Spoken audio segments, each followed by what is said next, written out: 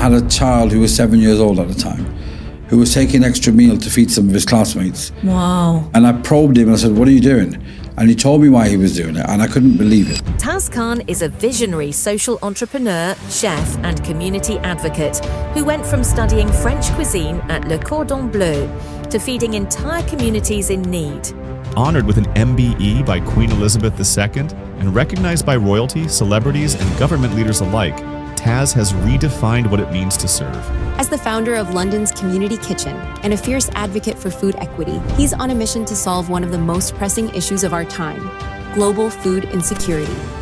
40% of the children in that school came to school with no breakfast. Wow. It just left me speechless. This was public school? Public school. At that moment, I realized I have to do something. And then I did. So I opened the doors for 5 or 10 families. Moving forward, 10 years later, we're supporting 25,000 people a week across London. You have been recognized by royalties, by celebrities, by very, very important people. I'm on a mission to ensure there's mutual equity in the areas that we live in. That's incredible.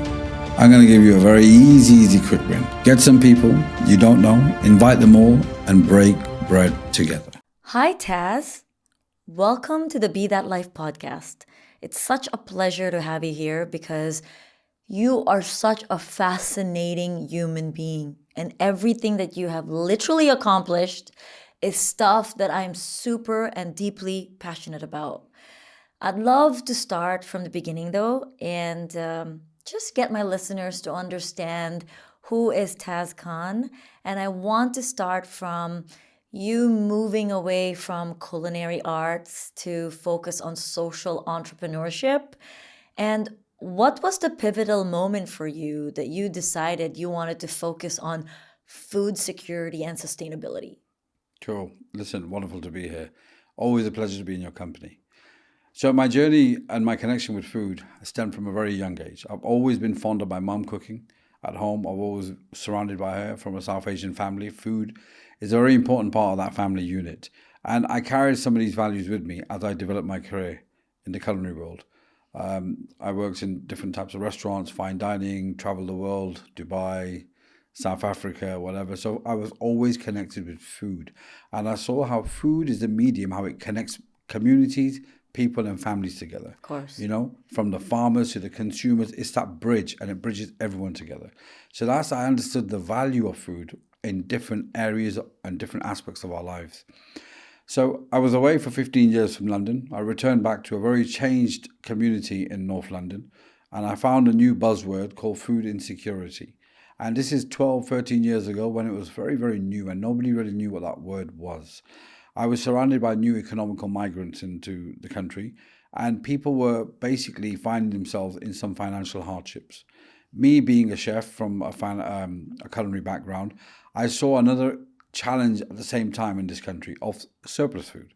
So there's an abundance of food in this country for one reason or another that has to be discarded or thrown away because of legislation or whatever it is. But then on the other hand, you have communities that are struggling to get enough food. So for me, it's a simple transaction. You connect the two together. And that's what I attempted to do. Connect the food that's going to go to landfill with communities that needed the food. And for me, it was a simple equation. That's how I started my journey 12 years ago in London. And what was the phase when you started? Were you right away feeding meals to the underprivileged, or what was the journey like? So it was very different for me to comprehend because I came from a fine dining hotel, 5-star restaurants, kind of like, you know, top over there. And all of a sudden I've come to London in the West, which is one of the most leading countries in the world, you know, the third largest economy in Europe and in the West. And then I had a child who was 7 years old at the time, who was taking extra meal to feed some of his classmates. Wow. And I probed him and I said, "What are you doing?" And he told me why he was doing it. And I couldn't believe it. So I had to go into the school, speak to the headmaster, and investigate myself. And what I saw absolutely blew me away. 40% of the children in that school came to school with no breakfast. Wow. It just left me speechless. This was public school? Public school. At that moment, I realized I have to do something. And then I did. And then we started to create a small food distribution center in the local church to support 5 or 10 families. That's all I wanted to do. But I think the universe has a different plan for you. So I opened the doors for 5 or 10 families. Moving forward, 10 years later, we're supporting 25,000 people a week across London. So who are the people that you are supporting at London the moment? has a wonderful way of hiding away pockets of poverty. Right. You know, it's a fantastic Yeah, I've city. seen it. It's the best city in the world. I wouldn't trade it for anywhere, but it has real life problems. And I think many Western countries have similar problems. Yes. London more so. So we have pockets of communities that are finding themselves in this crime of hunger. From last year, 1 in 4 children, government stats, 1 in 4 children in London don't have a meal. Wow. Just let that rest for a minute. It's crazy. Yeah. 1 in 3 adults today in March 2025 are skipping a meal. And I get it. It's a modern day Western phenomena, and it's happening in all developed countries. So if this is the problem in developed countries, can you imagine what's happening in the underdeveloped countries? That's right. It's monstrous. So we do what we do. We've been doing it for 12 years. We've learned so much along the journey about what food insecurity means and the core elements of it. Sometimes we don't even disconnect why we are in this situation. And that's what we've unfolded. You have been recognized by royalties, by celebrities, by very, very important people. And this journey of yours is inspiring in many ways, but how is that connection impacting your mission for this change? Yeah. So we've been pretty resilient and we've continued on our mission. What started off as a part-time hobby is now basically engulfed my life. This is now my life mission now. I'm on a mission to ensure there's mutual equity in the areas that we live in, and predominantly London. So the endorsement of celebrities, a lot of the chefs are my good friends. But when His Majesty the King came to see us with Queen Camilla, that was a bit of a game changer for us, because he himself is an environmental steward. He's been an advocate for environmental stewardship for the last 30, 40 years. In fact, he's written and narrated a book called Harmony on the principles of the environment and how the humans and the environment shouldn't be two, they should be seen as one and live in harmony. So a lot of the principles that we were doing at our site when he came to visit us resonated with him very personally. In fact, so personally, he invited me to speak to him in a private audience to discuss what we're doing London-wide. And we've been feeding that back to his team, and we've been doing our best to make sure some of his mission and vision is implemented in what we do across London. What is his mission and vision? He absolutely is pained by the mountain of surplus food, because having extra food and surplus food is one thing, but you're not understanding how it's draining the resources from the planet. We have avocados in this country that come all the way from Costa Rica or Brazil.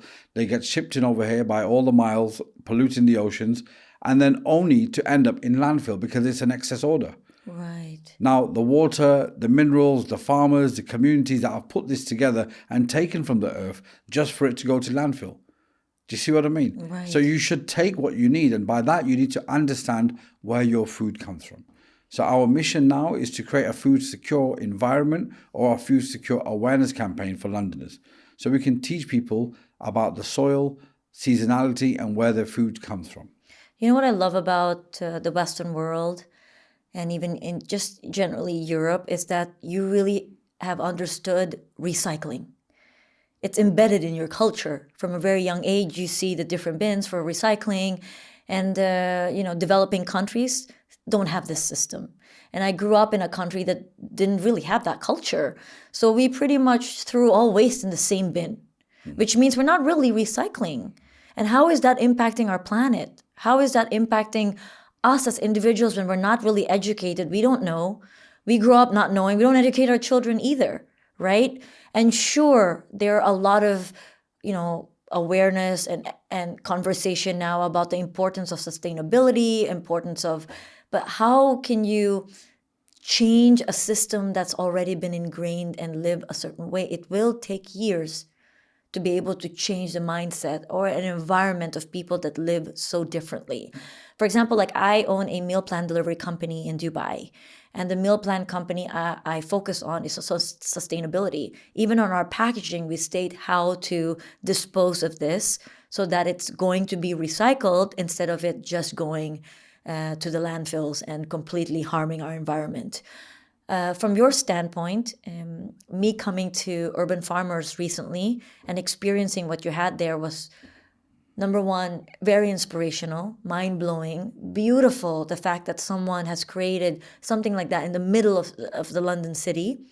And, places like Dubai or the Middle East where we're not growing all of our produce there. Same like, places like the UK where not every single produce is farm to table. How are you trying to change the way that we grow food in the UK? Yeah. So just going back to what you were saying earlier on is how the Western world is recycling better, apparently. Yeah. And how the developing countries are kind of behind there. Yes. But you got to understand, this is the Western world phenomena. We have created a capitalist-driven economy that's dependent on plastic material and all this consumerism. So we have a responsibility to address that. The problem is that we have created that problem by mass production. Right. Now, the developing countries, I have spent a lot of time in Africa, and in some parts of Africa, you would be absolutely pleasantly surprised. There is no issue with recycling. There is no food waste. Yes, in some parts there is not enough food to have food waste, but they use everything. They use every single material, even from the peel or the peel of the vegetables to something that we would deem waste. They have a use for it. So it's an ancient kind of like way of living. For us to understand where we're going and our journey of recycling and sustainability, we got to stop and we got to go back.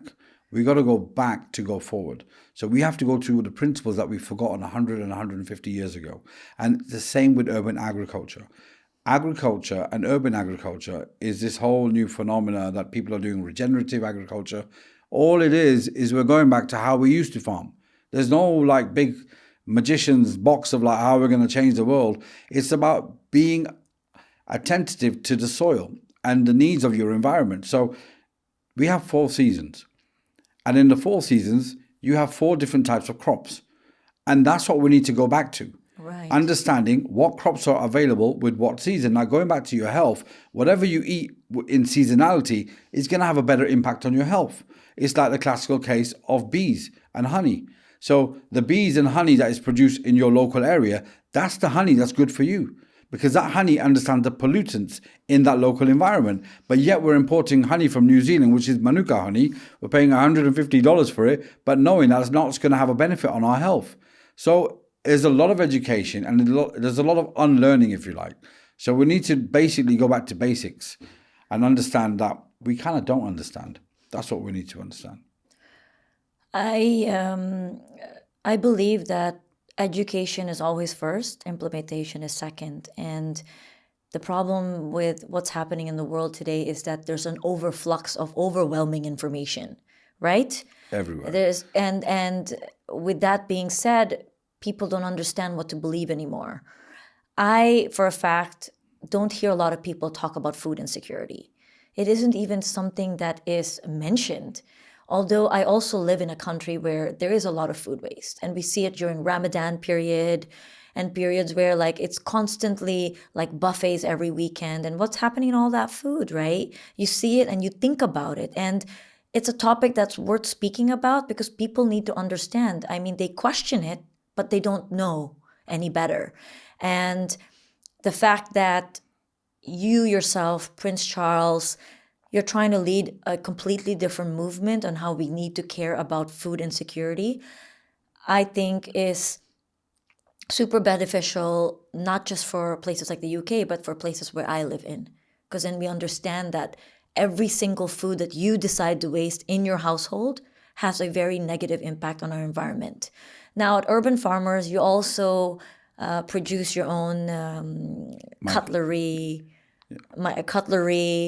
made from avocado, name the things that you make them from. It's incredible. And of course, the microgreens. Yeah. So the Urban Farmer Project, which you visited, is a center of sustainable conversation, which you can have a tangible feel. So what we're trying to bring to the world is that, look, we're talking about this, we're making podcasts about this, but you want to live and feel and breathe it, here's what it looks like. We've got tables made out of coffee waste. So yeah, you can that was impressive. You got a practical solution right there on your doorstep. Here you go. Here's the table. There's coffee waste. That's what we've done. You got cutlery made from bread waste, white starch pasta based. You got trays, again, from the same principle. And, plastic bottles, we're recycling them into something else. So these are the things that everyone is talking about, but we're saying you can actually deliver that on site, understand what that feels like, feel the impact in your little environment of what you can do in a small scale place. Cheaper to produce? Well, this is the problem. That's what I need to know. This is the problem. Here's the challenge, because that's 10 years ahead of us. Because the capitalist driven economy that we live in is cheaper to use petrol-based plastic. Right. It's always going to be cheaper. You can't compete with China and that kind of stuff. What's the price you're willing to match on to meet your ESG targets?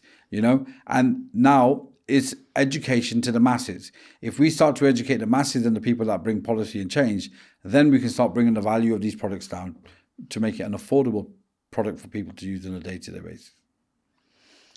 You are working currently on a very unique project for London Harrow, right? I would love for you to elaborate on that. How is urban farming assisting with this particular project?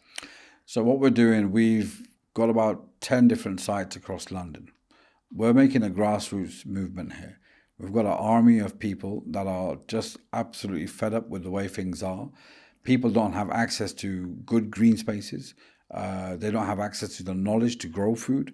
And we are we have put together a place where we got access to free farms in London, lots of community growing allotments, and we're going to start raising a campaign and a framework to get Londoners to grow food themselves. Wow. With children, with parents. We're going to get them to share food.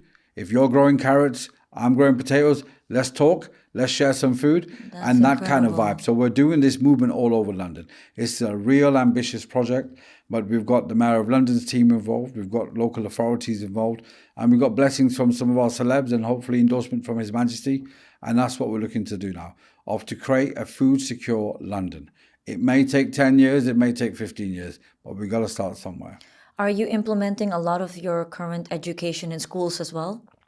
So education is the golden thread in everything that we do, everything. We've got 50 schools that we're doing a plant to plate program where we teach children about where their food comes from, sustainability. We get chefs in there, and we got to plant the seed.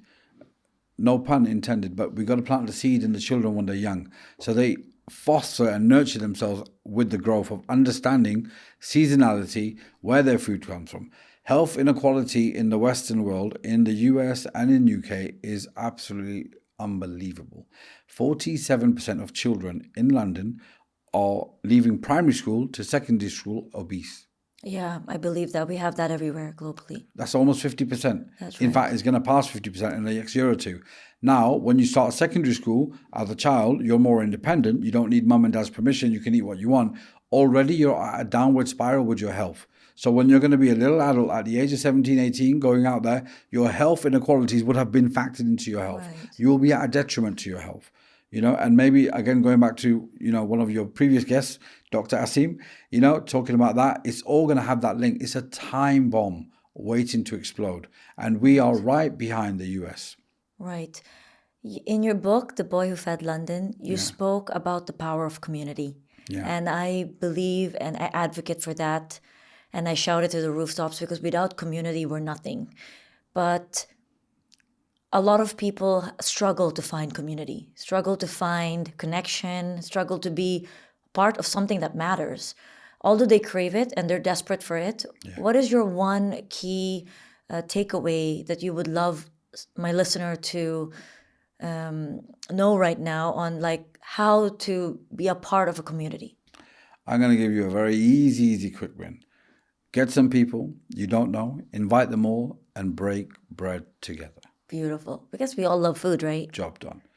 Bread is universal. It's from an ancient culture, and you break it, and before you know it, you'll start having conversations that will foster a new beginning for a community movement. Do you believe that we are still 10, 20 years away from creating food security? Every country is on a different journey.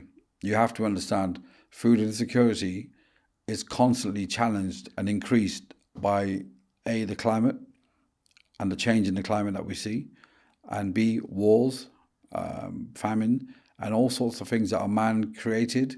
Basically, a lot of these things are created by man, but then man is suffering at the same time. So in England, I'll give you an example. Food has seen a hike in increase in the last year of 41%. Some food items have increased 60%. What does that mean? It means the people that are on low incomes or people that are with children, they are going to be hit hardest first. And when I mean food insecurity, people think, okay, what does that mean? Food insecurity is different things for different people. Correct. For somebody who's earning but still has a decent job, they maybe will reduce on their fruit and vegetables. Okay, for their children. For somebody who is in a more lesser position, they will probably be reducing this to processed meals. And somebody below that even is just basically will be skipping meals. Now, all of these impacts have a detrimental impact on your health. If you're not having nutritional veg, nutritional fruit, the fibers, you know that better than I do. It's going to catch it with you in 5 years and 10 years. So these things are inbuilt in our system. And to get out of that, it's going to take a long time. But how are we helping the low-income workers to eat better? So every government has a different stance on this. Every government needs to do more, but every government has their own challenges. It unfortunately lays on to people like us, like me, to be the middlemen. And this country has seen 2,500 food banks created in the last 5 years. Incredible. Food banks are now the new norm. You go down the road, you're going to see 5 supermarkets, you'll find a food bank. Food bank. Food bank is where you can access free or affordable food. We run many of them across London.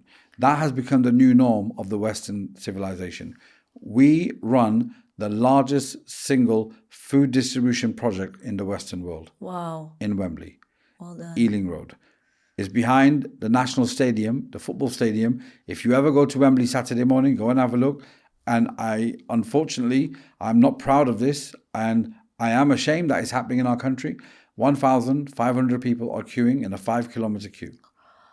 And we deliver crazy. that. Your viewers can see it online. You can Google it, London's or UK's largest food operation, and you'll see it on there. It's horrendous. People from the States have contacted us to advise and consult on how we address this issue. We've shared our knowledge with them, but it's a Western phenomenon. We have created it. Now we've got to deal with it. And it's unfortunate that the governments who have created it are not coming forward in causing a solution for this. But what is the solution? Oh, it's a long list. It's a multiple approach, because things are not in our control, like wars are not in control. So, the rise in the cost of living is because of global pandemics. These are not in our control directly, but we are seeing an effect. The major thing that we can do is concentrate on our country. Look at our borders and understand our communities, invest in our communities, invest in growing spaces, invest in education awareness, and that's what we can do. We can only fix what we can at home. The external factors we can't mitigate too much, and that's what we're trying to do. And so that's how are you fixing it here in the UK? So we have a huge education program. We are, like I said, in 50 schools. We do education. We have about 3,000 adults who are doing our health and nutrition courses in our cookery schools. Our cookery schools are just like master chef kitchens. We teach people about health and nutrition and well-being. We've got 16 chefs that are constantly doing that. So we're doing our bit. We're doing as much as we possibly can. Is it possible to also work with the establishments that provide this food to maybe lower the prices of how much things cost? So it's import culture in general. When you're importing goods into a country, it's always going to be more expensive, right? And it's like just for the privileged people who can afford to pay that. And for the underprivileged, they can't afford to have that, which means that your child is either malnourished because you can't give them the right nutrients and minerals. And for children, you need that because you're a developing child. Your organs developing, your brain is developing. If you're not going to be able to provide them with that, they feel stressed out as parents, right? 100%. So what are we doing as a government or as someone who is looking to create impact as a change maker? How are we addressing these types of concerns to be able to provide? Sure, it's one thing that we're giving free food away, right? But realistically, we can't give free food away to an entire country. So there has to be changes that needs to be done from an establishment perspective. So how are we targeting that? So giving food away is just putting a plaster on the actual problem. On an actual problem. And we're covering it, hoping it'll go away. And it will never go away. Right. In fact, it will only decay and disease even more. Right. If you ever get some time, His Majesty the King has narrated and written a book called Harmony. I urge you to read that book. I promise you. I am dyslexic. I can't read, so I had to do it on audio. Yeah. It's 12 hours, and I aced it in 4 days. And I did it again. And I was absolutely blown away. Now, there's solutions in there for exactly the question you just asked me. How do you do this? First of all, supermarkets are the culprits. They are. Yeah, they are our new prophets and messiahs. They really Because they are. control and dictate what we eat, how much we eat, and when we eat. Now, that is an unfair disadvantage to the community. What needs to happen is there needs to be local cooperations. So you need to break this whole massive supermarket thing that was imported here from the US. Yeah. Now it's gone to the Middle East, it's in Right. Dubai, it's everywhere. You needed to have targeted community approaches. This is your area, this is your growing area, this is your cooperative. Here's your local supermarket. Do you see what I mean? Right. That builds not only a sense of community and sense of understanding of where your food comes from, and it's very localized. So you have many markets for many people rather than a few markets for many people. So they're profiteering on this. 40% of our vegetables are imported in this country from Right. Europe. And I think 60 to 70% of our fruit is imported into the United Kingdom. Right. I believe that it's the same in the UAE. It's the same. We're importing everything. And I know governments are doing their bit. Some are doing more. Some are talking more. But the truth of the matter is, you got to really understand this, because that's food insecurity. A war breaks out in the Middle East, in Europe, like Ukraine. What's happened? We're affected. Yeah. We're Our all wages have not increased by 50%, but our food prices has. Yeah, that's right. Yeah, our energy bills have increased by 40, 50, 60%. Wages have not increased by more than 5%. Right. Do you see what I'm trying to say? Totally. So people that were earning a good earning, a husband and wife and a child, they are struggling because these matters are out of their control, because it's all to do with food security. Yeah. If you created a food secure environment, you've mitigated these external risks. Then you've nurtured a sense of well-being, nutritional value for your children, an understanding of where their food's from, and also a love for that local environment. Because if they understand this soil is where our food comes from, they will value that area. All these things are kind of pretty much disappeared. We're on a mission to try to reignite that flame again. It's a big mission, but we're on that mission. Imagine a world where people are growing their own produce at home and you're no longer needing to buy imported food. That is the most incredible way to live. That's like the dream life for everybody, right? But like you said, it is a journey, and it's important that we're at least creating that awareness for people to understand why, you should just have even like a regular basil plant. One of my guests, Dr. Zach Bush, talked about like just a basil plant alone can completely change your gut microbiome, having that at home. Yeah. Growing microgreens, you're teaching people how to grow microgreens because we know the benefits of actual microgreens than just vegetables. So talk to me a little bit about microgreens and what you've discovered as the benefits of microgreens. So we were thinking of how do we get the attention of children, and what can we grow where in their small, short attention span can make them follow the journey. And microgreens, they can harvest in 10 days. And they're packed with a real nutritional value and a big punch. So what we did, we grew different types of organic seeds. And I'll give you an example, broccoli microgreens. So broccoli microgreens, they're one of my favorite ones. So 10 to 15 grams of broccoli microgreens. You put that in the palm of your hand, that nutritional density in that 10 to 15 grams is equal to about 20 broccoli heads. Exactly. That's got to blow your mind. That's insane. Do you see what I mean? It's done in 10 days. It's cheap. We're using cocoa peat. We're not even using soil. It's completely organic, completely sustainable. Children can grow that in their bedroom. That's incredible.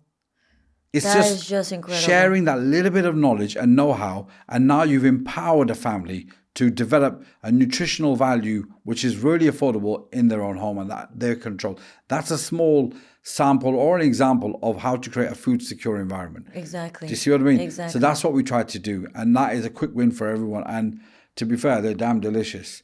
And Yeah, if they kids are don't, very delicious. I kids love don't, microgreens. Kids don't eat their greens. This is the best way to do it. Exactly. Throw them in a smoothie. Put them Where in a do soup. they come from?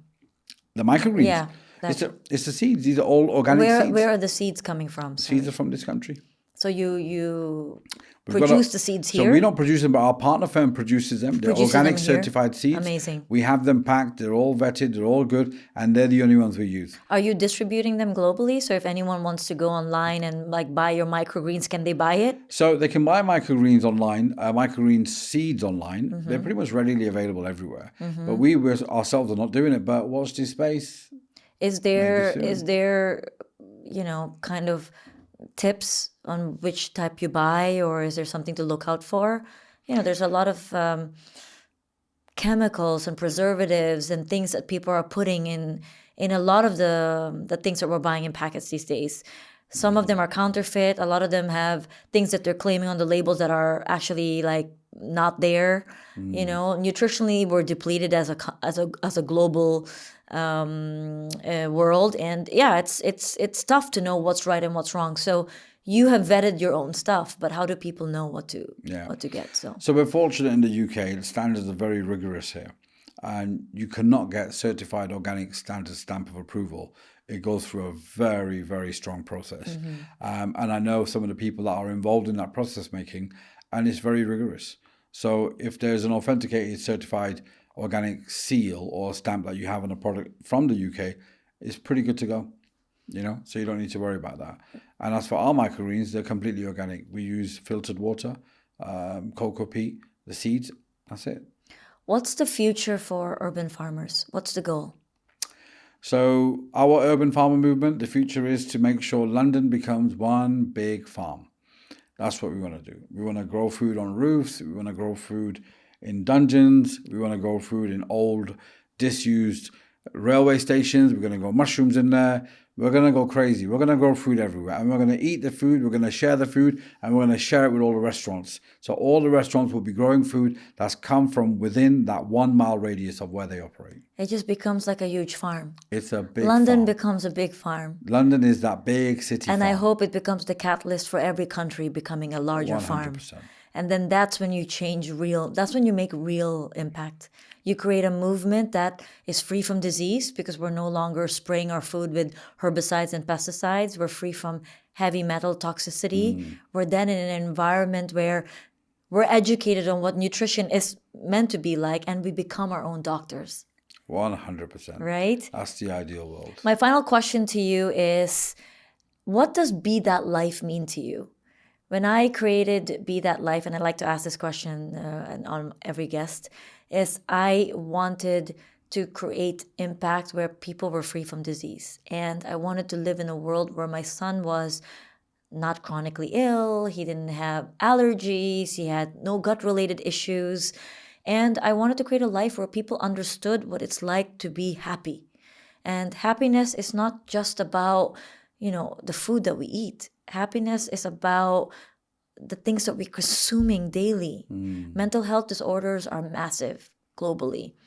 And Be That Life is a movement that is so different for everyone, right? What their purpose is. So what does that mean for you? Be That Life. So in my purpose, like I said, I've always been connected to food. And it's about understanding my knowledge of food and sharing that with people. I want to make sure that wherever I am, at least, people are not finding themselves in a food insecure environment. Because, the biggest crime in this world is hunger. It is. If you're suffering from hunger, it doesn't matter who you are, if you're doing it alone at home in shame, or you're doing it out there in front of the world, it's the biggest crime. No one in this world should be hungry. Correct. Do you see what I mean? Because now your nutrition is gone out the window. Your gut health has gone out the window. Nobody cares. Everyone cares because you are at an A&E level, an accident and an emergency level if your body's not getting anything to eat. So hunger is a crime that we need to address. And unfortunately, we're seeing more and more of it in the Western world. My mission is just to make sure wherever I am, wherever I can be, is to become an advocate to get people the confidence, the knowledge, and the skills to grow their own food, to understand that you don't need to be dependent on supermarkets per se. You get a green patch, you get a small cupboard in your area, you can start being nutritionally more acutely aware of your nutrition internally at home. And it's about creating that mutual equity where everybody wins together. After this conversation, I'm going to start growing my own microgreens at home. 100%. And I'm going to make sure that I'm consuming that every single day. And I'm going to get my son to start growing his microgreens in Manchester because he lives there right now. And he goes to uni. And to create his own food. And that way, just starting from those small little habits is what will change the world. Microgreens, soups, salads, smoothies. Incredible. Put them in there, you ain't going to feel it. You have them 3 times a day and you're laughing. Totally. Wow. Thank you Great. so much, Taz. You've You're been welcome. absolutely incredible. Thank you, Mary. Thank you for having me.